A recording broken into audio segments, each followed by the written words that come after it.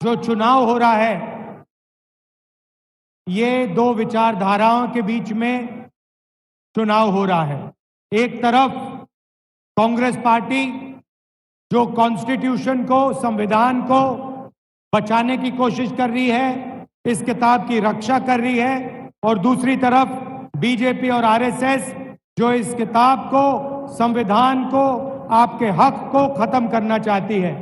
ఈ దేశంలో జరుగుతున్నటి యుద్ధం రెండు సమూహాల మధ్య యుద్ధం. ఒక యుద్ధం భారత రాజ్యాంగాన్ని సర్వనాశనం చేయడానికి జరుగుతున్న ప్రయత్నం.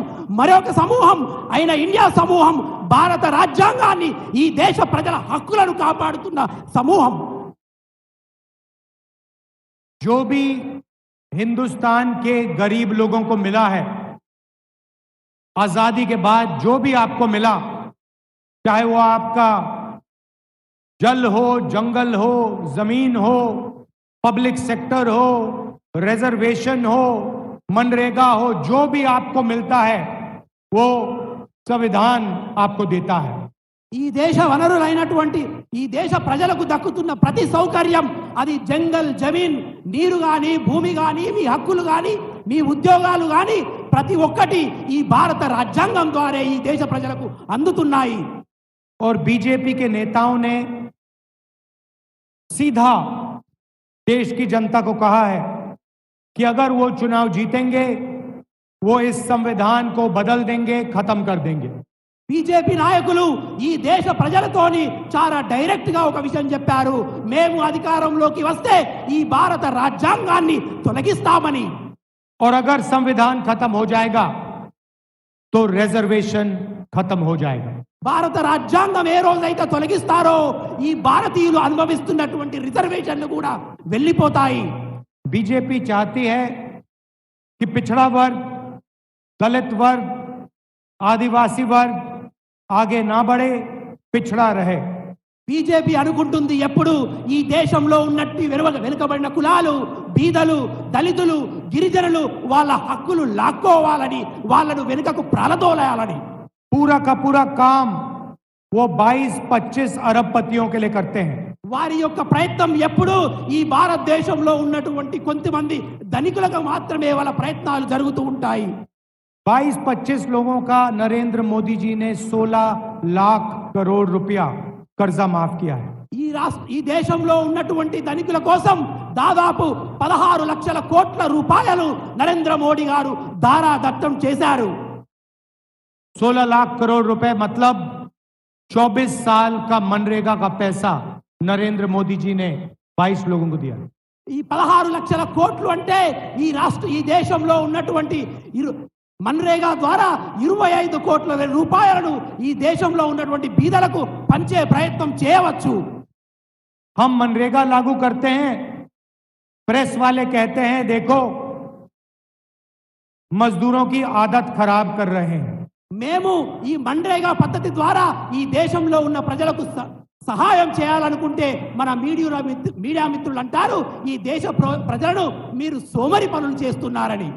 हम किसानों का कर्जा माफ करते हैं, मीडिया वाले कहते हैं, बीजेपी वाले कहते हैं देखो किसानों की आदत खराब कर रहे हैं। మేము రైతుల యొక్క రుణమాఫీ చేయాలనుకుంటే నా మీడియా సోదరులు అంటారు రైతులకు వీళ్ళు ద్రోహం చేస్తున్నారు, రైతులను వీళ్ళు సోమరి పనులు చేస్తున్నారు అని అంటారు. मगर नरेंद्र मोदी 16 लाख करोड़ रुपए अरबपतियों का कर्जा माफ करते हैं, मीडिया कहती है देखो विकास हो रहा है। కానీ ఈ మీడియా మిత్రులు మాత్రం ఈ దేశంలో ఉన్నటువంటి ధనికులకు 16 లక్షల కోట్లను మాఫీ చేస్తే చూడండి ప్రగతి జరుగుతుంది అని ఈ మీడియా మిత్రులు అంటారు. आज 22 लोगों के पास उतना ही पैसा है जितना 70 करोड़ हिंदुस्तानियों के पास है। ఈ రోజు కొంతమంది ఉన్నటువంటి ధనికుల దగ్గర మొత్తం డబ్బంతా కేవలం ఈ దేశంలో ఉన్నటువంటి 130 కోట్ల ధనికుల బీదల దగ్గర ఉన్న డబ్బుతో సమానం. तो ये कांग्रेस पार्टी बदलने जा रही है। ఇదే కాంగ్రెస్ పార్టీ మార్చాలని అనుకుంటుంది. तेलंगाना में हमने आपको गारंटीज दी थी, उनको हमने पूरा करके दिखाया। తెలంగాణ ప్రజలకు మేము గ్యారెంటీలు ఇచ్చాము, అవి పూర్తి చేసి చూయించాము. महिलाओं के बैंक अकाउंट में 2500 रुपए हर महीने तेलंगाना की सरकार डालती है। తెలంగాణలో ఉన్న మహిళలకు 2500 రూపాయలు వాళ్ళ బ్యాంక్ అకౌంట్ లో నేరుగా వేస్తున్నది. 30,000 रुपए साल के आपके बैंक अकाउंट में जाते हैं. 30,000 రూపాయలు నెలసరి మీకు ఆ నెల ఈ దేశంలో రాష్ట్రంలో ఉన్నటువంటి మహిళలకు సరాసరి అందుతుంది. चौथा योजना 10 लाख रुपए इंश्योरेंस का पैसा मिलता है. चौथा हेल्थ इंश्योरेंस, హెల్త్ ఆరోగ్య భద్రత ద్వారా ఈ రాష్ట్రంలో ఉన్నటువంటి ప్రతి ప్రజలకు 10 లక్షల రూపాయల ఆరోగ్యశ్రీ అందుతుంది. गैस सिलेंडर हमने 500 रुपए का कर दिया. గ్యాస్ సిలిండర్ 500 రూపాయలకే మేము తెలంగాణలో అందిస్తున్నాము. 200 यूनिट बिजली फ्री में देते हैं. 200 యూనిట్ల ఉచిత విద్యుత్తును రాష్ట్ర ప్రజలకు అందిస్తున్నాము. और महिलाओं को बस में मुफ्त में जाने का मौका मिलता है. అదే విధంగా ఉచిత బస్సు ప్రయాణాన్ని నా అక్కా చెల్లెళ్లకు ఈ రాష్ట్రంలో అందిస్తున్నాము. ये हमने तेलंगाना में किया. ఇది అంతా మేము తెలంగాణ ప్రజలకు చేశాము. अब हिंदुस्तान की सरकार पूरे हिंदुस्तान में ऐसे ही गारंटीज लागू करने जा रही है. ఇదే విధంగా భారతదేశంలో ఉన్నటువంటి అన్ని ప్రజలకు కూడా మేము కొన్ని హామీలను ఇవ్వబోతున్నాము. यहां आपको महिलाओं को 30,000 रुपए साल का मिलता है. ఇక్కడ నా రాష్ట్రంలో ఉన్న ప్రజలకు నెలకు ఆడవారికి 2500 రూపాయలు నెలకు అందుతుంది. बहुत राहत मिलती है, परिवारों को फायदा होता है. దీని ద్వారా అనేక మంది బీద ప్రజలు లబ్ధి పొందుతున్నారు. अब दिल्ली में सरकार आएगी तो यही काम हम पूरे हिंदुस्तान में करने जा रहे हैं. అదే ఢిల్లీలో మన ప్రభుత్వం ఏర్పడిన తర్వాత ఇదే విషయాన్ని మన దేశ ప్రజలకు అందరికీ కూడా అందించబోతున్నాము. हिंदुस्तान के सब गरीब परिवारों की लिस्ट बनाई जाएगी. దేశంలో ఉన్నటువంటి ప్రతి బీద వారి యొక్క ఒక లిస్టును తయారు చేయబోతున్నాము. हर परिवार में से एक महिला का नाम चुना जाएगा. ప్రతి కుటుంబం నుంచి ఒక మహిళను మేము ఎన్నుకోబోతున్నాము. और उस महिला के बैंक अकाउंट में साल के 1 लाख रुपए हमारी सरकार डाल देगी. ఆ మహిళ యొక్క అమౌంట్ లో నెలకు సంవత్సరానికి 1,00,000 రూపాయలు ఆమె అకౌంట్ లో వేయబోతున్నాము. 8,500 रुपए महीने के खटाखट खटाखट खटाखट हर महीने महिलाओं के बैंक अकाउंट में. నెలకు 8,500 రూపాయలు ప్రతి బీద మహిళ యొక్క అకౌంట్ లో కటాకట్ మేము జమ చేయబోతున్నాము. तेलंगाना के गरीब लोगों को 30,000 रुपए तेलंगाना की सरकार देगी और 1 लाख रुपए दिल्ली की सरकार देगी. 1,30,000 रुपए आपके बैंक अकाउंट में जाएंगे. తెలంగాణ రాష్ట్రం 30,000 రూపాయలు ఈ పేద యొక్క మహిళలకు ఇస్తే ఢిల్లీ ప్రభుత్వం ఈ యొక్క మహిళలకు సంవత్సరానికి 1,00,000 రూపాయలు ఇవ్వబోతుంది. नरेंद्र मोदी जी ने देश के युवाओं को बेरोजगार किया. నరేంద్ర మోడీ గారు ఈ దేశంలో ఉన్నటువంటి యువకులను నిరుద్యోగులుగా మార్చాడు. हम हिंदुस्तान के बेरोजगार युवाओं के लिए एक नई योजना लाए हैं, पहली नौकरी पक्की. మేము ఈ దేశంలో ఉన్నటువంటి నిరుద్యోగ యువకుల కోసం ఉద్యోగాన్ని గ్యారెంటీగా చేసే ఉద్యోగాన్ని పక్కా చేసే ఒక స్కీమ్ తెచ్చాము. जो अधिकार हम मनरेगा में देते थे वही अधिकार हम ग्रेजुएट स्टूडेंट्स को पहली नौकरी पक्की के लिए देने जा रहे हैं. ఏ విధంగానైతే మన్రేగా ద్వారా ఈ దేశ ప్రజలకు మేము సహాయం చేశామో అదే విధంగా నిరుద్యోగంగా ఉన్నటువంటి యువకులకు గ్యారెంటీ నౌకరీ అనే ఒక స్కీమ్ ద్వారా వారికి సహాయం చేయబోతున్నాము. हिंदुस्तान के सारे कॉलेज और यूनिवर्सिटी के ग्रेजुएट्स डिप्लोमा होल्डर्स को यह अधिकार मिलेगा. पब्लिक सेक्टर में, प्राइवेट सेक्टर में, सरकारी अस्पतालों में, सरकारी कॉलेजेस यूनिवर्सिटीज में, सरकारी ऑफिसेज में 1 साल की नौकरी गारंटी करके हम देंगे. ఈ దేశంలో ఉన్నటువంటి నిరుద్యోగ యువకులకు డిప్లొమా చేసిన వారికి, డిగ్రీ చేసిన వారికి, పీజీ చేసిన వారికి ఉద్యోగ గ్యారెంటీతో పాటు ప్రభుత్వ రంగ సంస్థలో, ప్రైవేటు సంస్థలో 1 సంవత్సరం శిక్షణాన్ని మేము ఏర్పాటు చేయబోతున్నాము. ये दुनिया का पहला स्कीम होगा जहां बेरोजगार युवाओं को 1 साल की गारंटी नौकरी मिलेगी, 1 लाख रुपए साल का मिलेगा और 8,500 रुपए महीने के ठकाठक बैंक अकाउंट में जाएंगे. ఇది దేశంలోనే ప్రపంచంలోనే ఒక చారిత్రాత్మక నిర్ణయం. నిరుద్యోగులైనటువంటి యువకులకు 1 సంవత్సరం ఇంటర్న్షిప్ చేయించడంతో పాటుగా వాళ్లకు ఉద్యోగ బీమాతో పాటుగా వాళ్లకు నెలకు 8,500తో పాటుగా సంవత్సరానికి 1,00,000 రూపాయలు ఇచ్చి ఉద్యోగ భద్రత కలిగించబోతున్నాము. और हिंदुस्तान को दुनिया से सबसे बेहतर ट्रेन्ड वर्कफोर्स मिलेगी। అదే విధంగా దేశంలోనే ప్రపంచంలోనే భారతదేశ యువకులకు అత్యంత మంచి ఉపాధి సౌబల్యం కలిగిస్తాము। एक साल बाद अगर युवा ने अच्छा काम किया तो वो नौकरी परमानेंट भी की जाएगी। ఒక సంవత్సరం అంతా చేసినటువంటి యువకులు వాళ్ళ ఉద్యోగ నైపుణ్యంతో మంచిగా ఉన్నట్టయితే ఆ ఉద్యోగాన్ని వాళ్ళకు పర్మనెంట్ చేయబోతున్నాము। देश में 30 लाख सरकारी रोजगार खाली पड़े हैं, उनको हम भर के आपके हवाले करने जा रहे हैं। దేశంలో ఉన్నటువంటి 30 లక్షల ఖాళీ ఉద్యోగాలను ప్రజాపక్షాన ప్రజల కోసం ఈ నిరుద్యోగ యువకులకు మేము ఇవ్వబోతున్నాము। आदिवासी भाई और बहन यहाँ आए हैं। ఆదివాసీ అక్క చెల్లెళ్ళు అన్న తమ్ముళ్ళు ఇక్కడికి వచ్చారు। आपका जमीन का मामला है, उसे हम तेलंगाना में जल्दी से जल्दी रिजॉल्व करने जा रहे हैं। మీకు భూమి సమస్య ఉంది, అటు ఒక్క సమస్య ఉంది, మేము తెలంగాణ ప్రభుత్వంలో తెలంగాణ రాష్ట్రంలో వీలైనంత త్వరగా దాన్ని మేము చేయబోతున్నాము। हम आपको आदिवासी कहते हैं। आदिवासी का मतलब वो लोग जिनका पहला अधिकार जमीन पर पहला अधिकार है। మేము మిమ్మల్ని ఆదివాసీలోనే అంటాము। ఆదివాసీలు అంటే ఈ భూమి మీద సర్వ హక్కులు కలిగిన మొదటి వ్యక్తులు ఆదివాసులని అర్థం। तेलंगाना की सरकार और हिंदुस्तान की सरकार आपकी जल, जंगल और जमीन का अधिकार आपको देगी और आपकी रक्षा करेगी। తెలంగాణ ప్రభుత్వం ఈ రాష్ట్రంలో ఉన్నటువంటి ఆదివాసుల యొక్క నీరు మీద, భూమి మీద, గాలి మీద, అటవీ మీద మీకు సర్వ హక్కులు ఇవ్వబోతుంది। तेलंगाना में गरीबों की सरकार है, आदिवासियों की, पिछड़ों की, दलितों की सरकार है।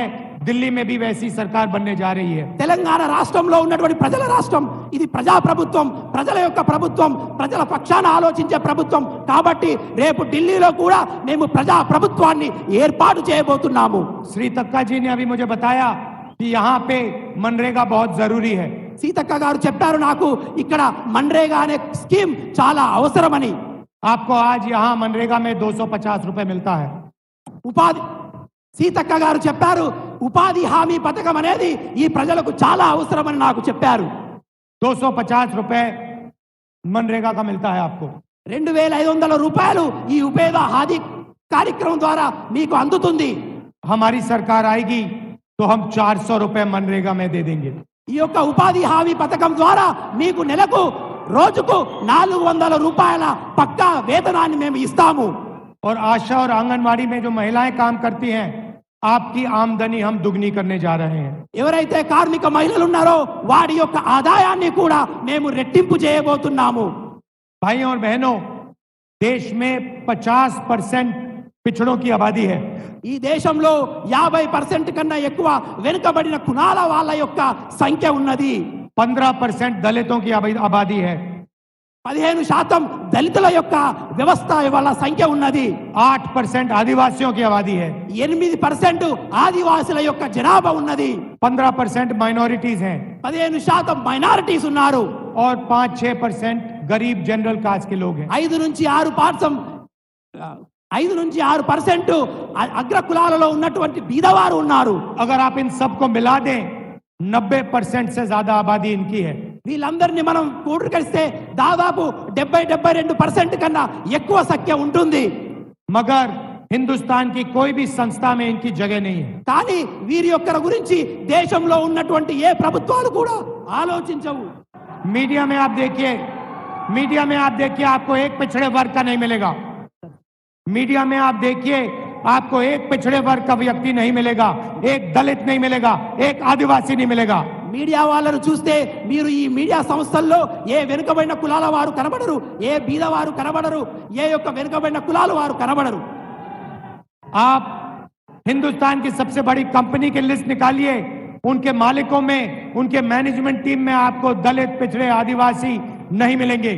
మీరు దేశంలో ఉన్నటువంటి ప్రగతి పదంలో నడుస్తున్న పెద్ద పెద్ద ఫ్యాక్టరీల యజమానులు చూస్తే ఆ యజమానుల లిస్టుల్లో బీదవారు గాని, వెనుకబడిన కులాలు వారు గాని, దళితులు గాని, ఆదివాసులు గాని మీకు ఎక్కడా కనబడరు। 90% आबादी में से आपको कोई नहीं मिलेगा वहां पे। కాబట్టి వీళ్ళందరికీ కూడా ఎటువంటి సదుపాయాలు కూడా అందవు। सरकारों में देखिए, दिल्ली की सरकार को 90 ब्यूरोक्रेट चलाते हैं। దేశంలో ఉన్నటువంటి 90% ఈ భారతదేశాన్ని నడిపించేటటువంటి అత్యధికమైన ఆఫీసర్లు ఐఏఎస్ ఆఫీసర్లు ఉంటారు. उसमें 3 पिछले वर्ग के हैं, 3 दलित हैं और 1 आदिवासी है. వారిలో 3 వెనుకబడిన కులాల వారు, 3 దళితులు, 1 ఆదివాసులు మాత్రమే ఉన్నారు. और उनको छोटा सा काम दे रखा है, बड़ी बड़ी मिनिस्ट्रीज में वो है ही नहीं. They are not in big ministries. Those bureaucrats are not in big ministries. కాబట్టి అటువంటి ఎవరైతే వెనుకబడిన కులాల వాళ్ళ ఉన్నటువంటి ఆఫీసర్లు ఉన్నారో వాళ్ళు అధిక ప్రాధాన్యం ఉన్నటువంటి వ్యవస్థలో కానీ డిపార్ట్మెంట్లో కానీ ఉండరు. 50% पिछड़ों की आबादी है और आपके 3 लोग हैं 90 में से. 50% వెనుకబడిన వాళ్ళు కులాలు ఉంటే కేవలం వాళ్ళను ప్రాతినిధ్యం వహించే 3 ఆఫీసర్లు మాత్రమే ఉన్నారు. आदिवासियों की आबादी 8% है, आपका 1 व्यक्ति है 90 में से. 8% మాత్రం ఆదివాసులు ఉన్నారు, కానీ వాటి నుండి ప్రాతినిధ్యం వహించే వాళ్ళు కేవలం 1 ఆఫీసర్ ఉన్నారు. दलित 15% है, दलित 90 में से 3 है. దళితులను ప్రాతినిధ్యం వహించే 15% ఉంటే కేవలం వాళ్లకు సురక్షితం చేసే ఆఫీసర్లు ప్రాతినిధ్యంలో కేవలం 3 మాత్రమే ఉన్నారు. और अगर आप दलित, आदिवासी और पिछड़ों को जोड़ो तो अगर हिंदुस्तान की सरकार 100 रुपए खर्च करती है तो आदिवासी, दलित और ओबीसी अफसर 6 रुपए 10 पैसे खर्च करते हैं. అయితే ఈ దళితులు, ఆదివాసీలు, వెనుకబడిన కులాల వాళ్ళు అందరికీ కూడా మనం 100% డబ్బులు ఇవ్వాలనుకుంటే కానీ ఇది భారతదేశ ప్రభుత్వం కేవలం 6% మాత్రమే వాళ్లకు ఖర్చు చేస్తుంది. आप सोचिए, आदिवासी 8% है हिंदुस्तान में, मगर अगर बजट में 100 रुपए खर्च होते हैं तो आदिवासी अफसर सिर्फ 10 पैसे का निर्णय लेते हैं. 100% బడ్జెట్ ఈ దేశ ప్రజలకు కేటాయిస్తే దాంట్లో 8% ఆదివాసీలు ఉంటే కానీ ఈ ప్రభుత్వం వాళ్లకు 10 పైసల శాతాన్ని మాత్రమే వాళ్లకు అందిస్తున్నది. इसीलिए दलितों के लिए, आदिवासियों के लिए, पिछड़ों के लिए, गरीब जनरल कास्ट के लिए, माइनॉरिटीज के लिए सबसे जरूरी काम जाति जनगणना. కాబట్టి ఈ వెనుకబడిన కులాల వారి కోసం, దళితుల కోసం, ఆదివాసీల కోసం వాళ్ళ సమస్యల నుండి లేవనెత్తడానికి ఈ దేశంలో జాతి కుల గణనను కాంగ్రెస్ పార్టీ చేపట్టబోతుంది. जो हमने तेलंगाना में किया है और पूरे हिंदुस्तान में हम करने जा रहे हैं. ఏదైతే మేము తెలంగాణలో చేయాలనుకుంటున్నామో చేశామో అది పూర్తి భారతదేశంలో మేము చేయబోతున్నాము. इससे हिंदुस्तान की राजनीति बदलने जा रही है. దీని ద్వారా దేశంలో ఉన్నటువంటి రాజకీయ ముఖ చిత్రం మారబోతుంది. क्योंकि हिंदुस्तान के गरीब लोगों को, 90% लोगों को अपनी आबादी के बारे में और अपनी हिस्सेदारी के बारे में पता लग जाएगा. ఎందుకంటే ఈ దేశంలో ఉన్నటువంటి ఈ 90% ప్రజల యొక్క వాళ్ళ హక్కులు, వాళ్ళ పైసలు, వాళ్ళ నిధులు వాళ్ళకు అందాలి. हिंदुस्तान की हर संस्था का हम सर्वे कराएंगे. దేశంలో ఉన్నటువంటి ప్రతి వర్గం, ప్రతి ఇన్స్టిట్యూషన్ యొక్క మేము సర్వే కుల గణన చేయించబోతున్నాము. ये पता लगाएंगे कि पिछड़ों के पास कितना धन है, दलितों के पास कितना धन है, आदिवासियों के पास कितना धन है, गरीबों के पास कितना धन है. ఈ ఆర్థిక సర్వే ద్వారా దళితుల దగ్గర ఎంత ధనం ఉంది, వెనుకబడిన కులాల వద్ద ఎంత ధనం ఉంది, ఆదివాసుల యొక్క ఆర్థిక స్థితిగతులు ఏంది మేము తెలుసుకోబోతున్నాము. और जाति जनगणना के बाद तेलंगाना में, पूरे हिंदुस्तान में एक नई राजनीति होगी. ఈ జాతి కుల గణన ద్వారా తెలంగాణ రాష్ట్రంలో ఒక కొత్త రాజకీయ వ్యవస్థను మేము సుస్థిరం చేయబోతున్నాము. नरेंद्र मोदी जी रिजर्वेशन के खिलाफ हैं. నరేంద్ర మోదీ గారు ఈ రిజర్వేషన్లకు వ్యతిరేకంగా ప్రవర్తిస్తారు. वो आपसे रिजर्वेशन छीनना चाहते हैं. వారు మీ దగ్గర నుంచి ఆ రిజర్వేషన్ లాక్కోవాలని ప్రయత్నిస్తున్నారు.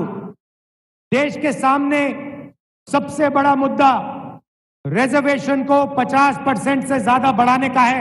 దేశంలో ఉన్నటువంటి అతిపెద్ద సమస్య ఈ దేశంలో ఉన్నటువంటి రిజర్వేషన్ 50% కు అధిగమించాలనేది చాలా ముఖ్యం. कांग्रेस पार्टी ने अपने मैनिफेस्टो में साफ लिखा है, हमारी सरकार आएगी तो ये 50% का लिमिट है, इसको हम तोड़ के अलग कर देंगे और रिजर्वेशन को 50% से आगे बढ़ा देंगे.